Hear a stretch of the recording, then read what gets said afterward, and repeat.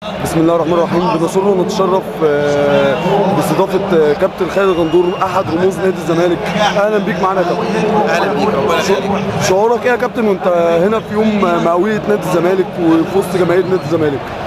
والله مبسوط، بس انا زعلان شويه. كان نفسي الملعب يكون مليان عن اخره، يعني دي مباراه اهم مباراه للنادي وبعد 100 سنه، ولكن طبعا هم يعني شويه زعلانين. الناس زعلوهم في نهائي الكاس ضد امبي، وبعد كده امبارح قبل الماتش بيومين ثلاثه بيتغلبوا من الشرطه، فطبعا الناس زعلانه شويه. ولكن في النهايه يعني كان نفسي ان جمهور الزمالك ينسى الزعل دوت ويجي يملى الاستاد، عشان دي مباراه يعني تاريخيه. شايف يا كابتن خالد ليه المئويه ماشيه كده بالاسلوب ده؟ يعني كان ممكن تمشي بشكل احسن من كده بكتير من في الاول خالص. طب لا يعني عايز اقول لك حاجه، هي الظروف مختلفه تماما. احنا في ايام ثوره وفي احساس بعدم الامان من الفرق الاجنبيه، متخوفه منها تيجي، فبالتالي يعني هي الظروف اللي حتمت كده على نادي الزمالك ان مئويته تكون في نفس يعني ثوره مصر. هو شرف ان تكون المئويه في نفس الثوره، ولكن في النهايه برضه اثرت تاثير كبير على استقدام فريق كبير وعلى تنظيم المئويه.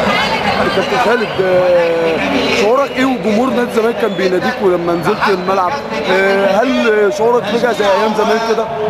طبعا، بس فرق يعني زمان الواحد كان نازل يعني هو بايده ان شاء الله ان هو يفرحهم، يعني كنا بنحاول ان احنا نفرحهم يعني. لكن دلوقتي خلاص انا بقيت اعلامي بره الموضوع شويه، ولكن في النهايه دي ذكريات دايما عمرها ما تتنسي في استاد القاهره.